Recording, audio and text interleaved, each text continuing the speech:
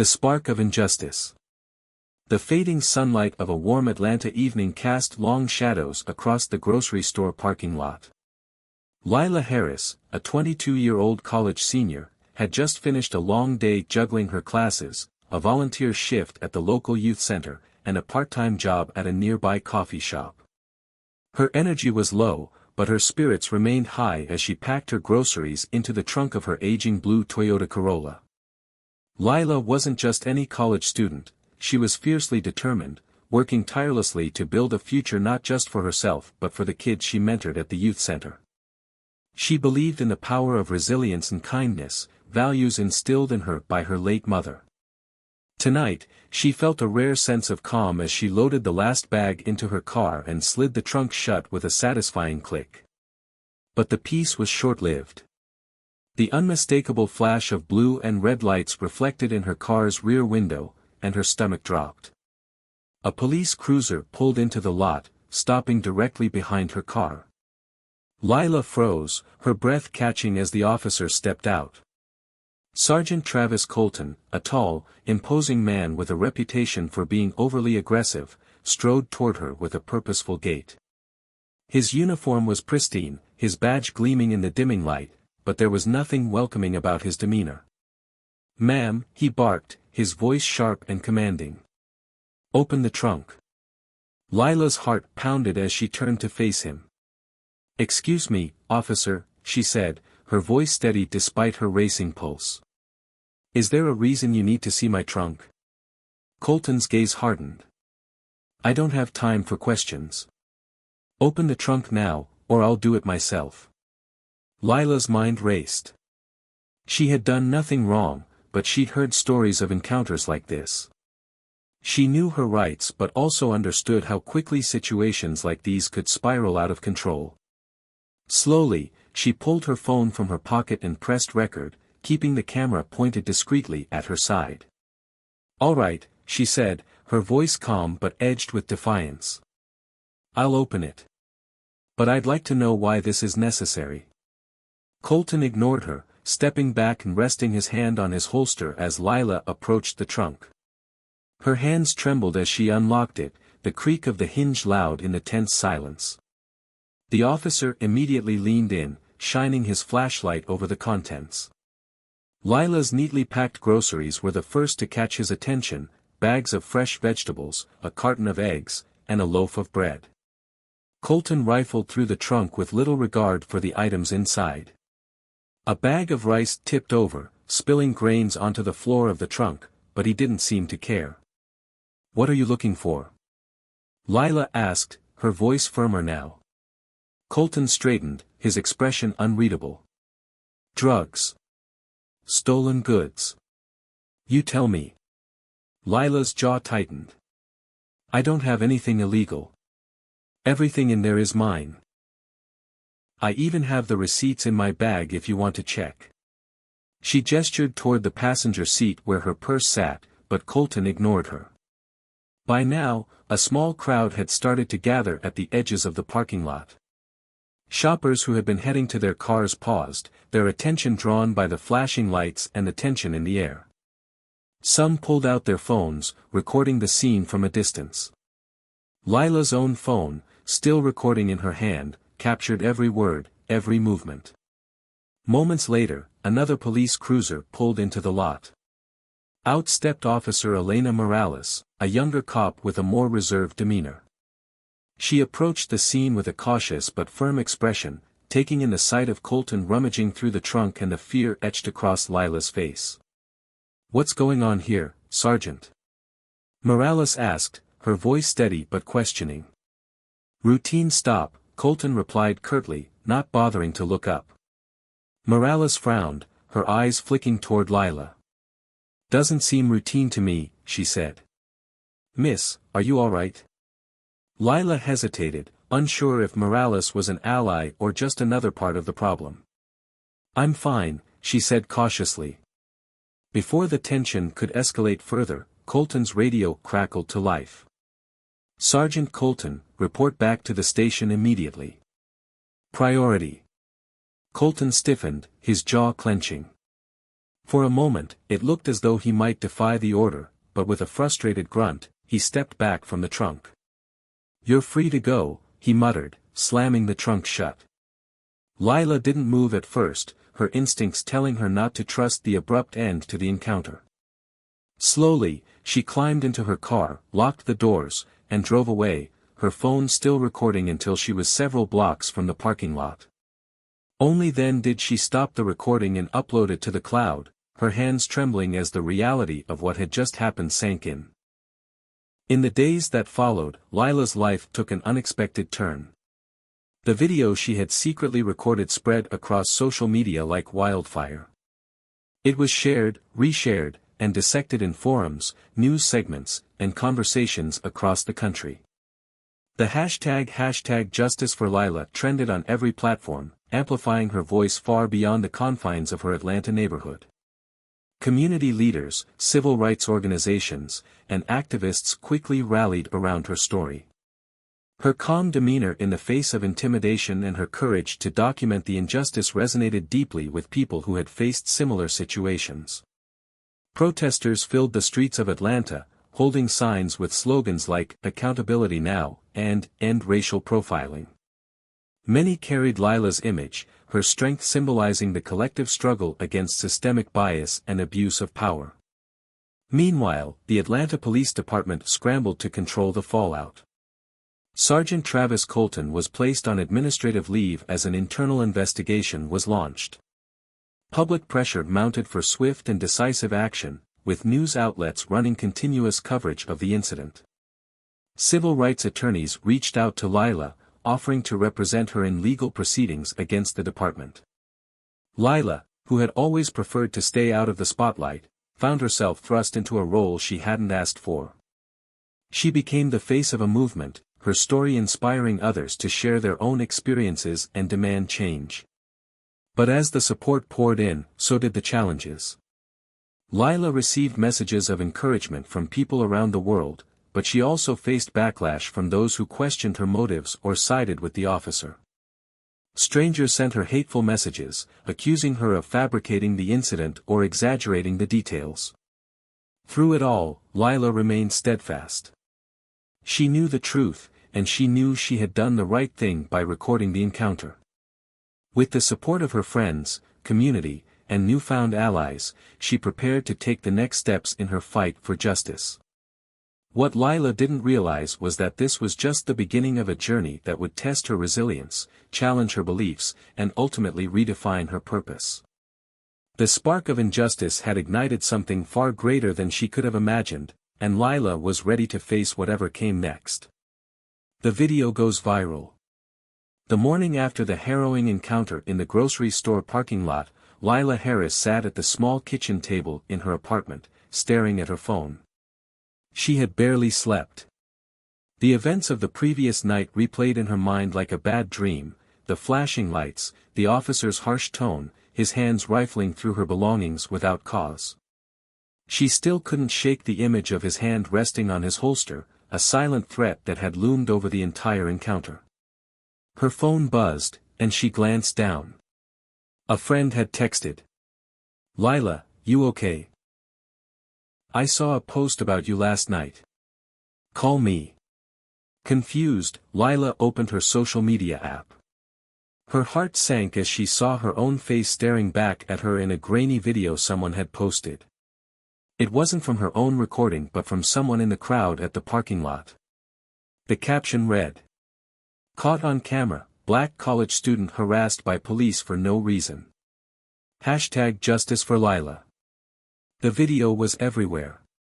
Hundreds of comments poured in, some expressing outrage, others filled with skepticism. Lila scrolled through the messages, her stomach churning. Some praised her for standing her ground, while others questioned her motives or outright dismissed the encounter as a misunderstanding. Her phone buzzed again, this time a call. It was from her best friend, Tanya. "Girl, are you okay?" Tanya's voice was sharp with concern. "I just saw that video." "What happened?" Lila explained the events in as much detail as she could, her voice steady despite the whirlwind of emotions. Tanya listened quietly, then let out a frustrated sigh. "This isn't right," Tanya said. "You've got to post your video. People need to see the whole story, not just what someone caught from the sidelines." Lila hesitated. Sharing her video felt personal, invasive even. But Tanya was right. The officer's actions, and her response, needed to be seen in full context. After taking a deep breath, Lila uploaded the video she had recorded, adding a short caption. "This happened to me last night. I want people to know the truth. #Justice for Lila." She hit post and set her phone down, her hands trembling. By lunchtime, the video had gone viral. News outlets began reaching out, reporters eager to interview her. Messages flooded her inbox, some supportive, others hateful. The #Justice for Lila trended nationwide, sparking conversations about racial profiling, police misconduct, and the power of recording these encounters. One message stood out among the chaos, a direct message from a prominent civil rights attorney, Monica Shaw. "Hi Lila, my name is Monica Shaw, and I saw your video. I'd like to represent you pro bono if you're open to it. I believe your case could help shed light on systemic issues in law enforcement. Let's talk." Lila's first instinct was to ignore the message. She wasn't sure if she wanted to turn this personal nightmare into a public battle. But as she read the outpouring of comments from people sharing their own stories of similar experiences, she realized this wasn't just about her. This was bigger.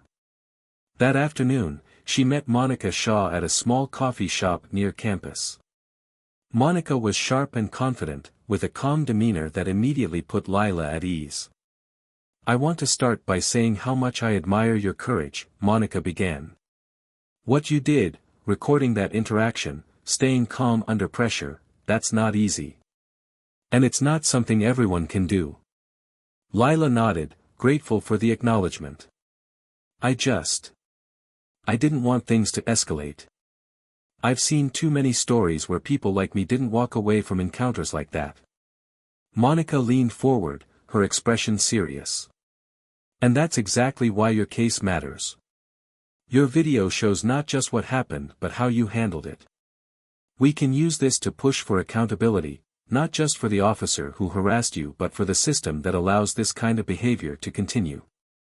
Lila listened intently as Monica outlined her plan: file a formal complaint against the officer, demand an internal investigation, and use the public attention to advocate for broader police reforms in Atlanta.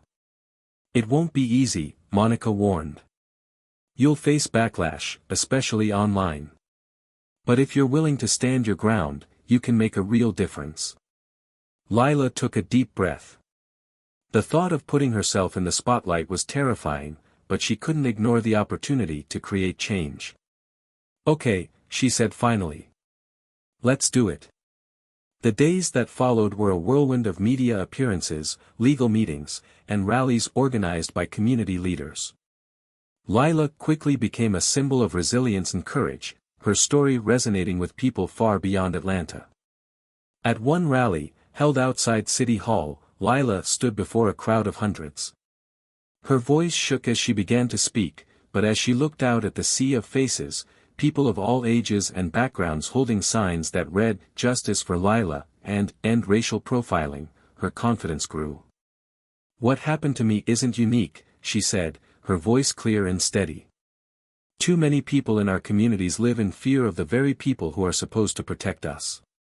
This isn't about one officer or one incident. This is about changing a system that's broken. And I'm not going to stop until that change happens." The crowd erupted into cheers, their energy fueling her resolve. But not everyone was on her side. Lila began receiving threatening messages, some anonymous, others from people who openly criticized her online.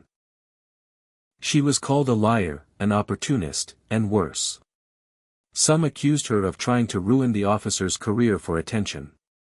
It was exhausting, but Lila refused to back down. "I'm not doing this for me," she told Tanya during one particularly tough day. "I'm doing this for every kid at the youth center, for every black student who gets pulled over for no reason, for every person who's ever felt powerless. If I can make things better for them, then it's worth it. The turning point came when the Atlanta Police Department released a statement announcing that Sergeant Colton had been placed on administrative leave pending an internal investigation. The department promised to review its policies on traffic stops and community interactions, a small but significant step toward change. Meanwhile, Lila's story continued to gain traction, drawing the attention of national organizations and activists. Civil rights leaders reached out to collaborate, and local officials began discussing new legislation to address racial profiling.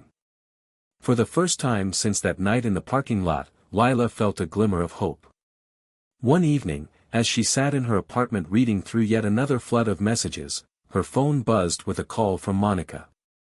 "I have good news," Monica said, her voice filled with excitement. "The city council wants to meet with you to discuss reforms. This could be the start of something big, Lila. Are you ready?" Lila smiled, a mix of nerves and determination settling over her. "I've been ready," she said. She knew the road ahead wouldn't be easy, but she also knew she wasn't walking it alone. The ripples of her actions had grown into waves, and she was determined to ride them all the way to the shore. The weight of a movement. The sunlight filtered through the blinds of Lila Harris's small apartment as she sat at her desk, staring at the screen of her laptop. A flurry of emails, meeting invites, and messages crowded her inbox, each one vying for her attention. Over the past week, her life had transformed into something she barely recognized. The video of her encounter with Sergeant Colton had gone from a local viral sensation to a national story, and now she found herself in a position she never expected, the face of a movement. Lila rubbed her temples, overwhelmed by the sheer weight of it all. Requests for interviews came in from major news outlets. Advocacy groups wanted her to speak at their events. A few politicians had even reached out, hoping to meet with her to discuss police reform. Every time her phone buzzed with another notification, her stomach clenched. "I didn't ask for this," she muttered to herself, scrolling through the comments on her latest social media post. While many were supportive, praising her bravery and determination, others were cruel and dismissive, accusing her of fabricating the encounter or seeking attention. The negativity weighed heavily on her, making her question whether she was doing the right thing by staying in the public eye. Later that afternoon, Lila met with her attorney, Monica Shaw, at a small cafe near the youth center where she volunteered. Monica, ever poised and confident, greeted her with a warm smile. "You look tired," Monica observed as they sat down with their coffee. Lila let out a heavy sigh. "That's because I am. I'm trying to keep up with everything, but it feels like I'm drowning. I didn't sign up to be the face of a movement." Monica nodded thoughtfully. "I understand, Lila. But movements often find their leaders unexpectedly. You've become a symbol of something much bigger than yourself, and that's not an easy role to take on. But you don't have to carry it all on your own." Lila frowned. "It feels like I do. Every time I see another comment questioning my integrity or calling me a liar, I wonder if I'm strong enough to keep going." Monica reached across the table and placed a reassuring hand on Lila's. "Let me remind you of something. You didn't create this system of injustice, but you have the power to challenge it. That takes strength, and you've shown more of it than most people ever will. If you need to take a step back to take care of yourself, do it. But don't let the negativity drown out the support and change you've already sparked." Lila nodded, her resolve hardening. She couldn't let the voices of doubt and hate define her. This was about more than her, it was about the countless others who had experienced similar injustices and the change that could come from standing up. The following evening, Lila attended her first community forum, organized by a local activist group. The room was packed with people of all ages and backgrounds, each one eager to discuss the issue of police accountability.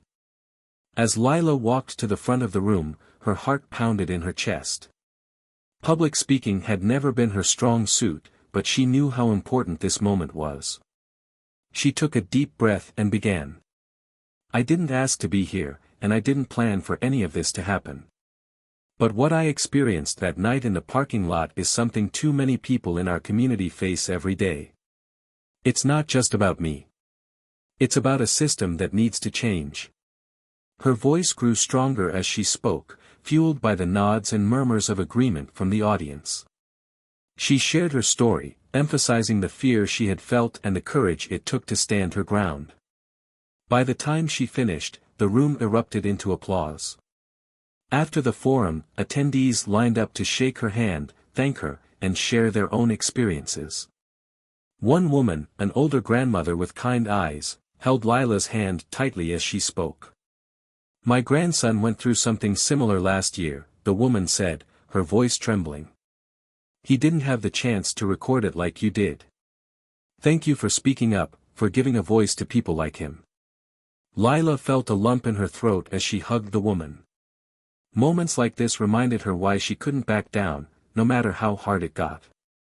As the movement grew, so did the pressure on the Atlanta Police Department. Public protests demanding accountability and transparency had become a daily occurrence, with signs and chants calling for justice for Lila and broader reforms. The department, under intense scrutiny, announced that they would release the findings of their internal investigation into Sergeant Colton's conduct. The day of the announcement, Monica accompanied Lila to a press conference held by the department. Cameras flashed as the police chief took the podium, his expression somber. "After a thorough review of the incident involving Sergeant Travis Colton, we have found that his actions violated department protocol and the principles of community policing. Effective immediately, Sergeant Colton has been terminated from the Atlanta Police Department." The room erupted in a mix of cheers and gasps. Lila felt a wave of relief wash over her, but it was quickly tempered by the realization that this was just one step in a much larger fight.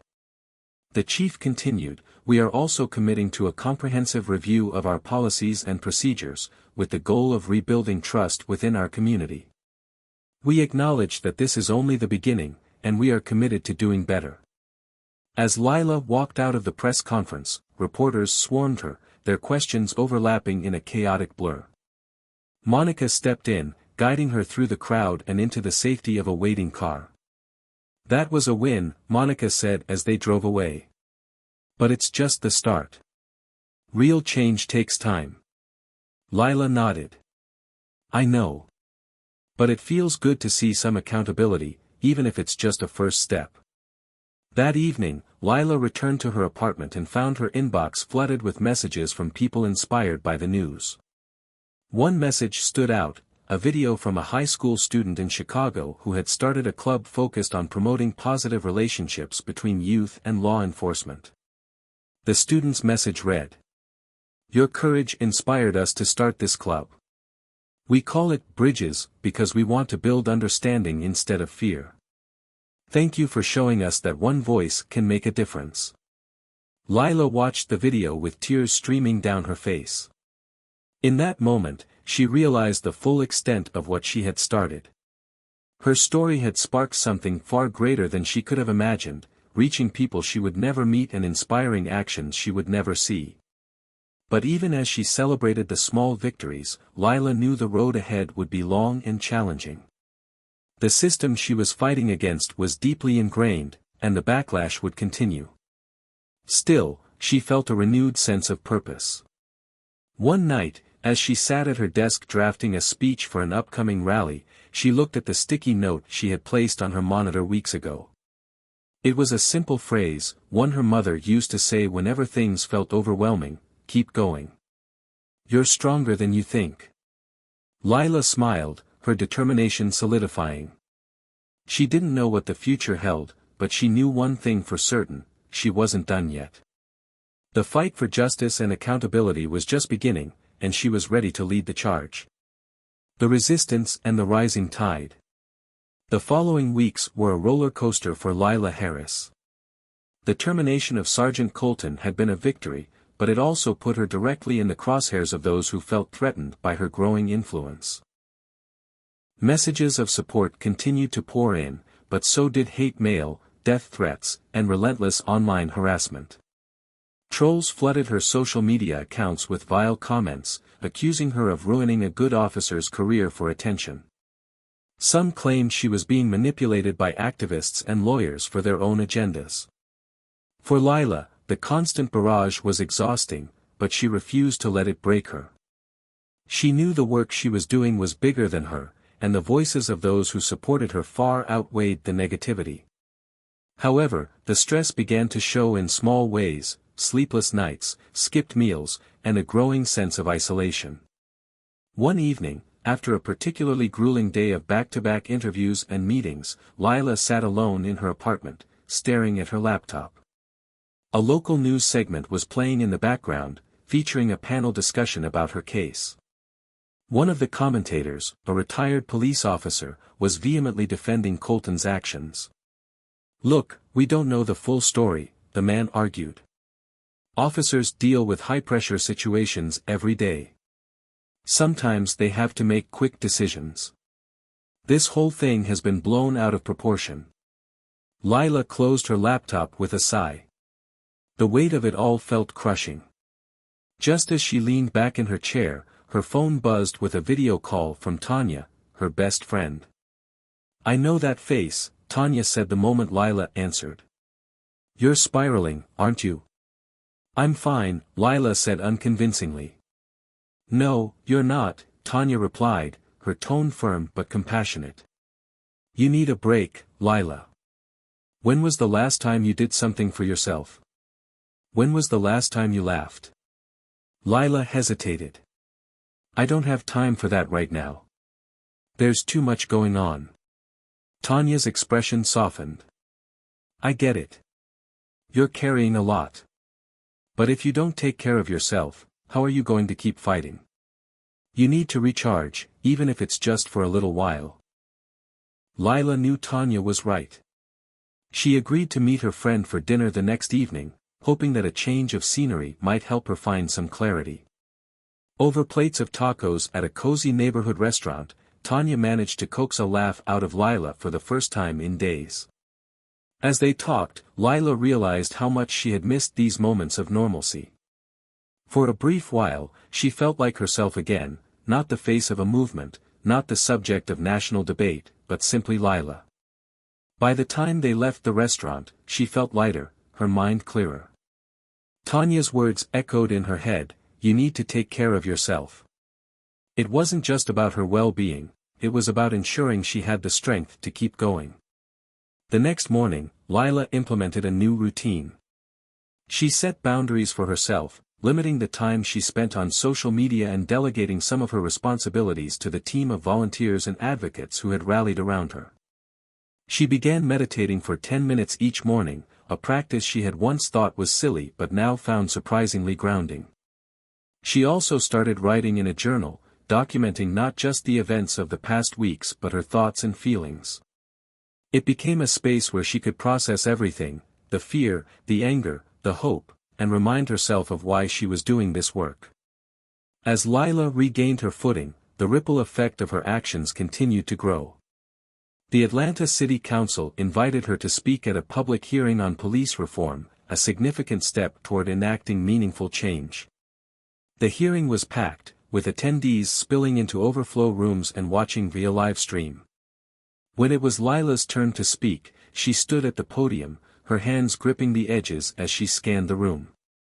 Her heart pounded, but she forced herself to focus on the faces in the crowd, faces filled with hope, determination, and the desire for change. "My name is Lila Harris," she began, her voice steady. "I'm not a politician, a lawyer, or an activist. I'm just a college student who had an experience that far too many people in our community share. What happened to me wasn't an isolated incident. It's part of a larger pattern, a system that needs to change." As she spoke, her words grew stronger, fueled by the passion and frustration that had been building within her. She shared not just her story but the stories of others who had reached out to her, people whose voices had been silenced for too long. "This isn't about one officer or one department," she concluded. "It's about building a system that serves and protects all of us equally. We can't change the past, but we have the power to shape the future." And I refuse to let this moment pass without demanding that we do better."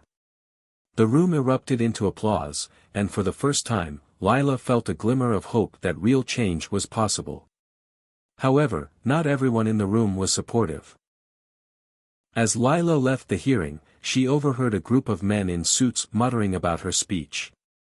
"She's just a kid," one of them scoffed. "What does she know about law enforcement?" Lila clenched her fists, resisting the urge to respond. Instead, she reminded herself that their dismissiveness was exactly why her voice, and the voices of others like hers, needed to be heard.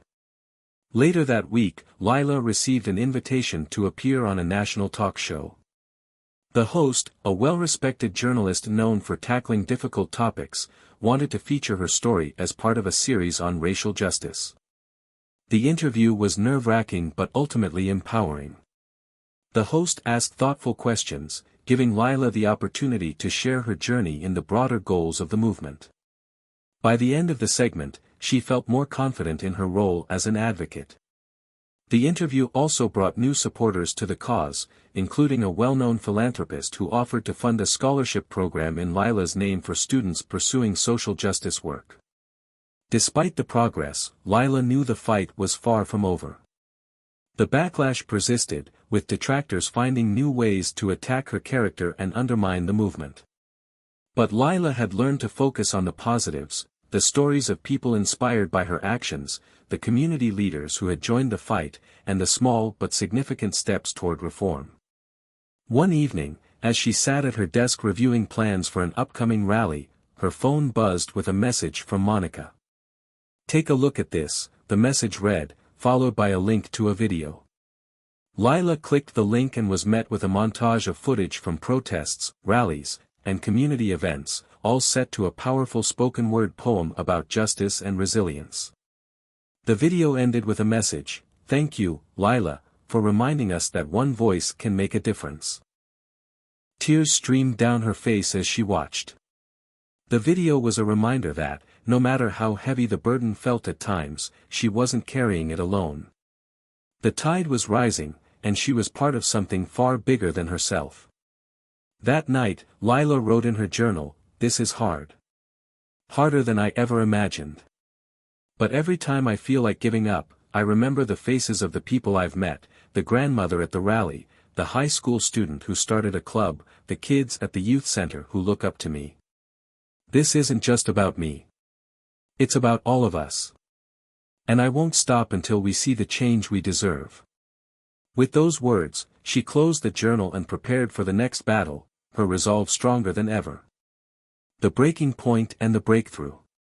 The momentum of the movement Lila Harris had ignited showed no signs of slowing. The national attention, the city council's meetings on police reform, and the countless rallies across the country were steps in the right direction. But with progress came the pressure, and with the pressure came the weight of expectations that Lila carried every day. The strain of being a symbol of resistance against systemic injustice was starting to take its toll. Every day brought a new challenge, a new controversy, and a new wave of public attention. Some days, Lila felt like she was standing tall against the tide. Other days, she felt like she was drowning. It was one of those days when everything seemed to pile up. She had spent the morning on a video call with her legal team discussing next steps in their push for accountability from the Atlanta Police Department. Then, she had a back-to-back schedule of interviews with journalists who all asked the same probing questions, many of which seemed designed to trip her up. "Do you think your case has been blown out of proportion? Are you using this platform for personal gain? Shouldn't the focus be on supporting law enforcement rather than scrutinizing them?" Each question felt like a needle pricking her resolve, and by the end of the day, Lila was emotionally exhausted. But the breaking point came in the evening when she received a call from Monica, her attorney. "Lila, I need to warn you about something," Monica said, her voice tense. "A local news station is planning to air a segment tomorrow that's highly critical of you. They've dug into your personal life, your college records, your jobs, even your family background. They're trying to paint you as someone who's not credible." Lila's stomach churned. She had known this might happen, but hearing it confirmed still felt like a punch to the gut. "Why would they do that?" she asked, her voice barely above a whisper. "Because you're making waves," Monica said. "And some people don't like that. But remember, they're attacking you because they're scared of the change you represent." Lila hung up the phone and sat in silence. She felt exposed, vulnerable, and utterly alone. The walls of her apartment, once a sanctuary, now felt like they were closing in. She needed to breathe, to escape the weight pressing down on her. She grabbed her jacket and stepped outside, walking aimlessly through the streets of her neighborhood. The cool night air stung her cheeks, but it was a welcome contrast to the suffocating heat of her emotions. As she walked, she found herself at the youth center where she had volunteered for years. The building was dark and quiet, but the memories of the kids she had worked with came flooding back, memories of laughter, determination, and hope. Lila sat down on the front steps and let the tears come. For the first time in weeks, she allowed herself to feel the fear, the frustration, and the overwhelming responsibility that had been building inside her.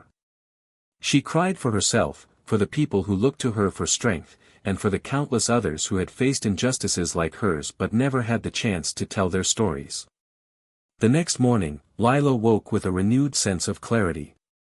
The emotional release had been cathartic, and though the challenges ahead were still daunting, she felt more grounded. She decided to address the negative news segment head-on, refusing to let others define her narrative. She recorded a video from her living room, speaking directly to the camera. "Over the past few weeks, I've been called many things, an attention seeker, a liar, and worse. I've had my life picked apart by people who don't know me, all because I stood up for what I believe is right.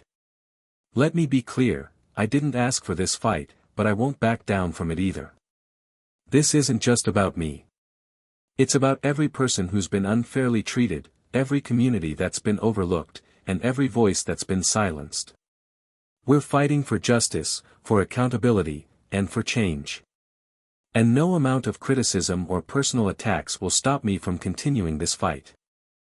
She posted the video on social media, and within hours, it went viral. The overwhelming support she received in response reaffirmed her commitment to the movement. People from all walks of life shared her video, using hashtags like #WeStandWithLila and #JusticeForAll. The turning point came later that week when Lila attended a town hall meeting organized by a coalition of civil rights groups. The event was packed, with standing room only. As Lila took the stage to speak, she was met with thunderous applause. She felt the energy of the crowd wash over her, fueling her determination. "Change is never easy," she began, her voice strong and steady. "It's messy, it's painful, and it's slow.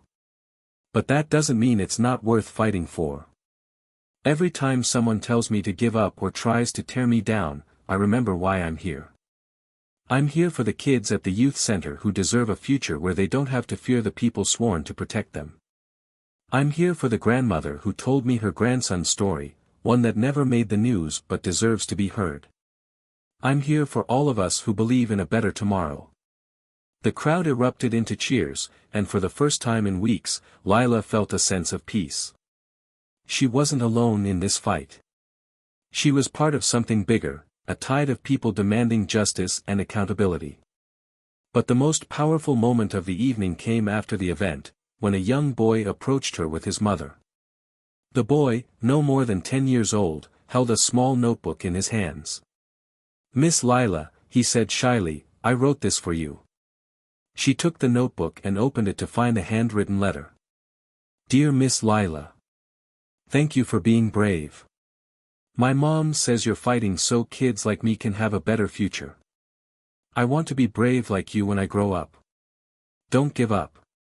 We believe in you. Love, Jeremiah."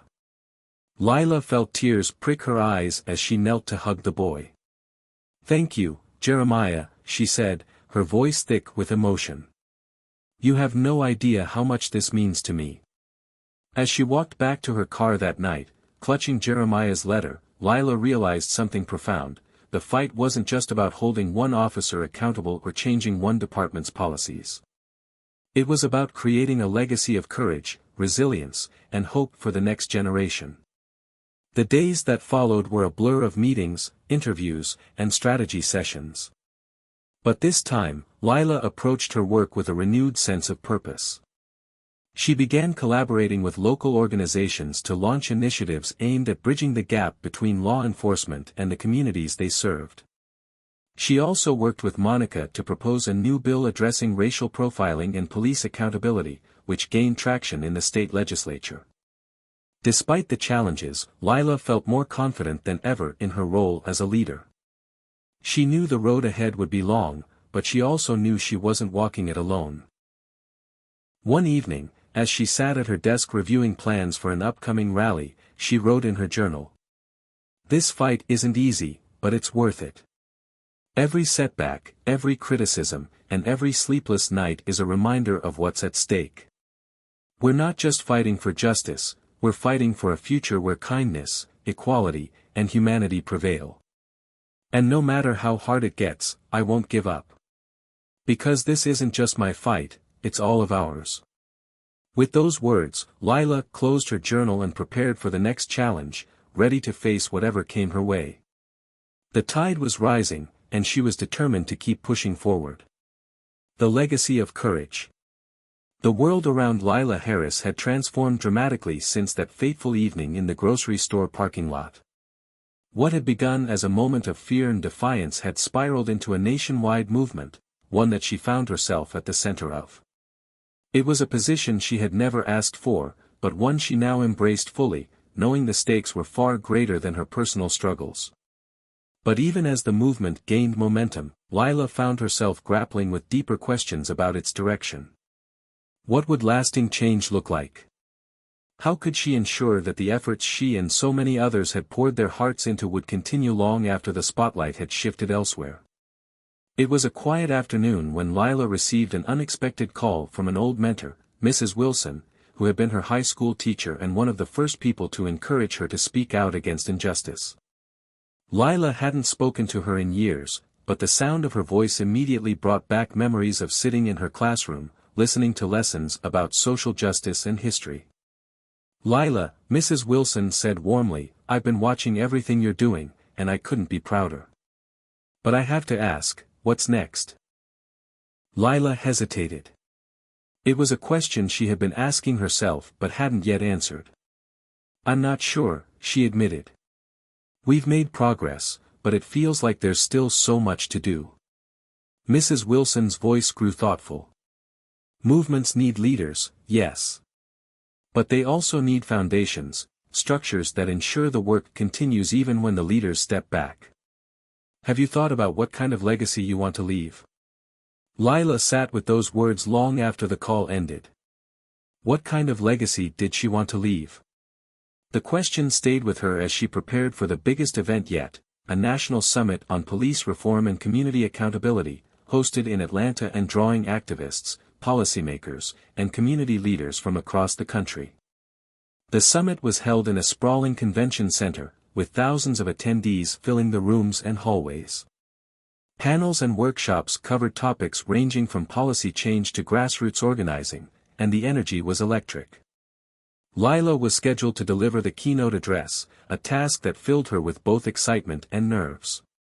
As she stood backstage waiting to be introduced, she clutched the notebook Jeremiah, the young boy from the town hall, had given her weeks earlier. She had kept it with her as a reminder of why she was fighting, because kids like Jeremiah deserved a better future. When her name was announced, the crowd erupted into applause. Lila stepped onto the stage, the bright lights momentarily blinding her. But as she looked out at the audience, a sea of faces filled with hope and determination, she felt her nerves melt away.